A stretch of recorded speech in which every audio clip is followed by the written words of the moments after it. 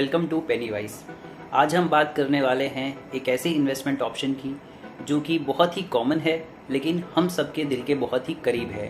जी हाँ, we are going to talk about gold. Majority of Indian households have gold as some form of savings और investment. Majority of marriages happening in India have got gold as some form of transaction.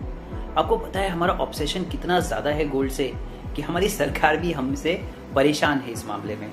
इसीलिए तो उन्होंने गए साल gold पर import duty बढ़ा दी। Import duty बढ़ाने के बाद भी हमने $31 बिलियन का गोल्ड इंपोर्ट किया। That's not the shocking figure. उसके पहले साल हमने $45 बिलियन का गोल्ड इंपोर्ट किया था।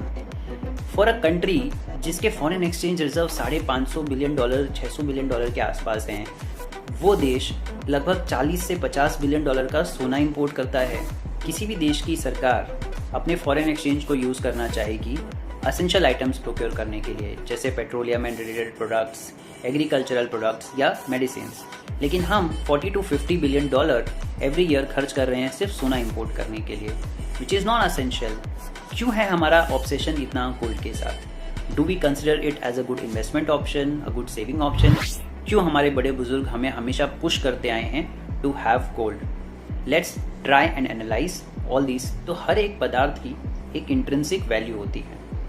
वो इंट्रिंसिक वैल्यू कभी आर्टिफिशियली असाइन होती है, जैसे कि जो करेंसीज हम आजकल यूज़ करते हैं, हर देश यूज़ करता है। जो वहाँ की सरकार या वहाँ का जो भी रिजर्व बैंक होता है वो एक नॉर्मल पेपर पे कुछ छाप कर आपको एक वैल्यू प्रोवाइड करता है। अगर उन्होंने उस पर 10 रुपया छाप दिया तो उस पेपर की वैल्यू 10 रुपये हो गई, और अगर 1000 रुपये छाप दिया तो 1000 हो गई। लेकिन कुछ चीज़ें ऐसी होती हैं, कुछ मेटल्स ऐसे होते हैं जिनकी एक इंट्रिंसिक वैल्यू होती है, जैसे कि सोना, चांदी। इंट्रिंसिक वैल्यू किसी भी पदार्थ के सप्लाई और डिमांड से तय किया जाता है, और सोने की intrinsic value almost all civilisations बहुत पहले से जानते आए हैं। इसलिए सोना एक एक्सेप्टेबल फॉर्म ऑफ करेंसी रहा है बहुत ही पहले से, बहुत ही प्राचीन समय से। हर इन्वेस्टमेंट या एक एसेट जो आप बाय करते हैं उसमें कोई ना कोई तरीके का रिस्क होता है। जैसे कि अगर आपने एक लैंड बाय किया है तो उसकी वैल्यू बढ़ेगी या घटेगी, या उसमें उस लैंड पर आप क्या कर सकते हैं, वो इस चीज़ पे डिपेंड करता है कि आजू बाजू में क्या हो रहा है। या वो लैंड एग्रीकल्चरल पर्पज़ के लिए यूज़ होगी, इंडस्ट्रियल पर्पज़ के लिए यूज़ होगी, या कमर्शियल पर्पज़ के लिए।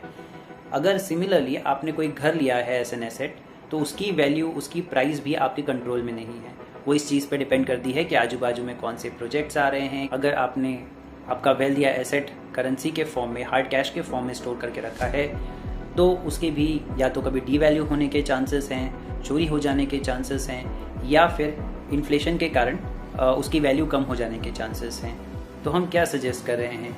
क्या आपको गोल्ड लेना चाहिए? जी हाँ, आपको गोल्ड लेना चाहिए। उसके कई सारे कारण हैं। पहला, कम क्वांटिटी में आप काफ़ी ज़्यादा वैल्यू स्टोर कर सकते हैं। एग्जाम्पल, अगर आप 1 किलो सोना लेते हैं तो आप 65 to 70 lakhs तक की वैल्यू स्टोर कर रहे हैं। सिमिलरली अगर आप लेट्स से सिल्वर स्टोर कर रहे हैं तो आप 70 से 80 हज़ार की ही वैल्यू स्टोर कर पा रहे हैं। दूसरा, ये बहुत ही रिकॉग्नाइज्ड एसेट है। सालों से, जब से इस पृथ्वी को हम जानते हैं और जब से हमने कहानियाँ सुनी हैं, तब से सोना किसी न किसी फॉर्म में एक एसेट या एक करेंसी ऑफ ट्रांजैक्शन के रूप में देखा जा रहा है। तीसरा, हार्ड कैश के बाद शायद ये सबसे ज़्यादा लिक्विड एसेट है और without boundaries worldwide recognised liquid asset है। शायद एक ऐसा एसेट है कि जिसको आप कहीं भी एक ज्वेलर की दुकान पे या कहीं भी जाके तुरंत हार्ड कैश में कन्वर्ट करा सकते हैं। इसको एज अ कोलेट्रल यूज़ कर सकते हैं। अगर इसको आप कंपेयर करें लैंड या कोई भी प्रॉपर्टी से, तो उसको वो ज़रा भी लिक्विड एसेट नहीं है। चौथा, वैल्यू डिटर्मिनेशन बहुत ईजीली हो जाती है। वर्ल्ड वाइड इंडेक्सेस अवेलेबल हैं, मार्केट्स अवेलेबल हैं, जहाँ पे आपका सोना उस समय कितनी वैल्यू का है डिपेंडिंग ऑन इट्स वेट अंदाज़ा लगाया जा सकता है। अगर आपके पास कोई और एसेट है तो उसका वैल्यू का अंदाज़ा लगाना मुश्किल है, उसमें डिस्प्यूट्स होते हैं और बहुत सारे डिफरेंसेस होते हैं। लेकिन गोल्ड एक ऐसा कमोडिटी है, एक ऐसा वैल्यू, एक ऐसा एसेट है जिसका प्राइस बहुत ही इजीली विदाउट डिस्प्यूट अंदाज़ा लगाया जा सकता है। तो क्या करें? फिजिकल गोल्ड ले लें, और अगर लें तो किस फॉर्म में लें? बार्स लें, कॉइन्स लें, या ज्वेलरी ले लें जो कि हर हाउस होल्ड में मौजूद होती है?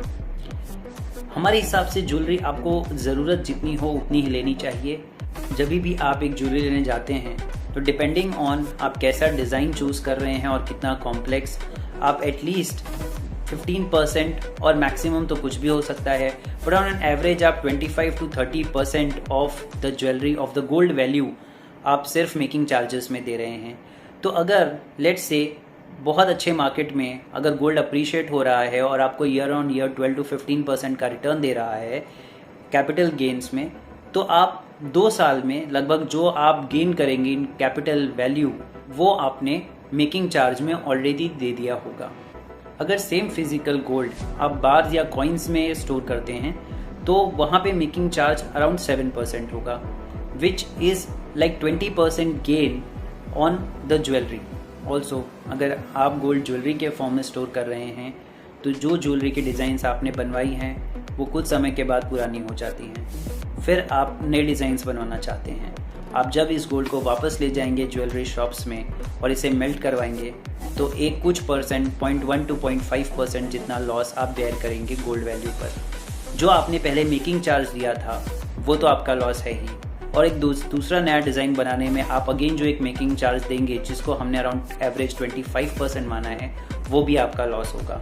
तो ज्वेलरी के फॉर्म में when you buy gold it's not an investment. एक और छोटा सा नॉमिनल चार्ज है जो मैं मेंशन करना चाहूँगा, बट अगर आपके पास बहुत ज़्यादा वैल्यू का गोल्ड है तो आपको मैटर नहीं करता है, वो है बैंक लॉकर चार्ज। तो गोल्ड एक अच्छा इन्वेस्टमेंट तो है, एक सिक्योरिटी भी है अच्छा, लेकिन थोड़ा सा मेसी है क्योंकि आपको इसके खो जाने का डर रहता है, इसे संभालना पड़ता है, इसको किस फॉर्म में स्टोर करें इस चीज़ का टेंशन रहता है, और थोड़ा सा तकलीफ हमारी सरकार को भी रहता है कि क्योंकि हम इतना गोल्ड लेते हैं, हर अक्षय तृतीया पे हम गोल्ड लेते हैं, हर दिवाली पे, बर्थडेज पर, कोई भी शुभ मुहूर्त पे हम गोल्ड लेते हैं, तो इतना गोल्ड इंपोर्ट करते करते हमारी सरकार को भी 40 से 45 बिलियन डॉलर के फॉरेन एक्सचेंजेस खर्च करने पड़ते हैं। तो इसका क्या उपाय है? सरकार अपनी तरफ से एक उपाय लेकर आई है जो कि है सॉवरेन गोल्ड बॉन्ड। सरकार ने सोचा कि हम मार्केट से पैसा तो उठाते ही हैं बॉन्ड्स के फॉर्म में, क्यों ना हम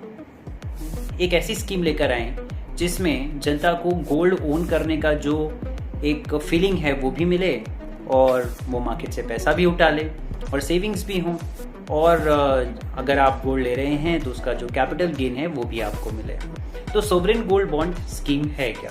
सोवरेन गोल्ड बॉन्ड स्कीम के तहत आप किसी भी बैंक या एक सिलेक्टेड फाइनेंशियल इंस्टीट्यूशन से वर्चुअल गोल्ड खरीद सकते हैं। वर्चुअल गोल्ड मतलब आपको फिजिकल गोल्ड नहीं मिलेगा, ये गोल्ड आपके डीमैट में स्टोर रहेगा, आपके डीमैट अकाउंट में, या फिर आपको एक सर्टिफिकेट मिलेगा ऑफ ओनरशिप जो कि एक प्री डिसाइडेड प्राइस पे आपको दे दिया जाएगा। ये बॉन्ड्स मार्केट से तो कभी भी उठाए जा सकते हैं क्योंकि अभी तक काफ़ी बार गवर्नमेंट ऐसे बॉन्ड्स रिलीज़ कर चुकी है, लेकिन अगर आपको फ्रेश बॉन्ड्स लेने हैं तो फिर ये राउंड द ईयर अवेलेबल नहीं होते हैं। गवर्नमेंट कभी ना कभी बीच बीच में अपने ऐसे ट्रांचेस रिलीज़ करती रहती है जब भी उन्हें पैसों की ज़रूरत होती है। ये बॉन्ड इशू होते हैं 8 ईयर्स के लिए। 8 ईयर्स के बाद जो भी कैपिटल अप्रिसिएशन होगा उसके साथ कंप्लीट अमाउंट आपको क्रेडिट कर दिया जाएगा। आपको फिजिकल गोल्ड नहीं मिलेगा, लेकिन अगर लेट्स से आपने 50,000 रुपये का गोल्ड लिया है और अगर 8 साल बाद उस गोल्ड की कीमत 80,000 रुपये होती है तो आपको 80,000 रुपीज़ 8 साल के बाद क्रेडिट कर दिए जाएंगे। उसके साथ साथ आपको हर साल 2 बार 2.5% ईयरली इंटरेस्ट रेट के हिसाब से आपको साल में 2 बार इंटरेस्ट भी क्रेडिट कर दिया जाएगा। तो आपको कैपिटल अप्रिसिएशन मिल गया, प्लस सरकार ने आपको 2.5% इंटरेस्ट भी दे दिया। फिजिकल गोल्ड आपको एक्चुअल देने के बजाय ये उन लोगों के लिए है जो गोल्ड को एज एन इन्वेस्टमेंट देखना चाहते हैं। जो उसको एज ए ज्वेलरी लेना चाहते हैं उनको तो फिजिकल फॉर्म में ही लेना पड़ेगा। गवर्नमेंट के लिए फ़ायदा है कि उनको इतना सारा गोल्ड इंपोर्ट करने से थोड़ी राहत तो ज़रूर मिल जाएगी, और साथ में उन्हें मार्केट से एक 2.5% जो कि एक नॉमिनल इंटरेस्ट रेट है गवर्नमेंट के लिए बोरोइंग रेट, उस मार्केट रेट पे उन्हें काफ़ी सारा पैसा भी मिल जाएगा। इस वर्चुअल गोल्ड के खो जाने का आपको खतरा भी नहीं है, कोई एंट्री एग्जिट चार्जेस भी नहीं है, और न ही इसको स्टोर करने के लिए आपको कोई एक फिजिकल लॉकर लेकर उसके कोई चार्जेस भरने पड़ेंगे। अगर आप इसको 8 साल तक होल्ड करते हो तो जो कैपिटल अप्रिसिएशन आपको मिलेगा उस कैपिटल अप्रिसिएशन पे, कैपिटल गेन्स पे आपको टैक्स भी नहीं देना पड़ेगा। हाँ, जो इंटरेस्ट है जो आपको हर साल में 2 बार क्रेडिट हो रहा है उस पर आपको इंटरेस्ट ज़रूर देना पड़ेगा। ये वर्चुअल गोल्ड आप मार्केट में ट्रेड भी कर सकते हैं, तो इसकी लिक्विडिटी भी बहुत ही शानदार है।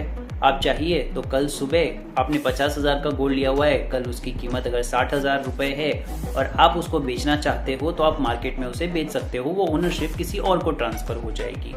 तो फिर कितना सोना स्टोर करें, कितना % of your portfolio should be gold, physical और वर्चुअल? ज्वेलरी के फॉर्म में जो भी गोल्ड आपके पास है, please don't consider it as an investment, that is security, good to have.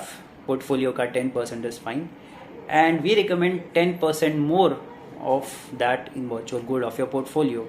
क्यों? हम नहीं रिकमेंड कर रहे, we are not that smart, we are going by what reserve banks in the world are doing.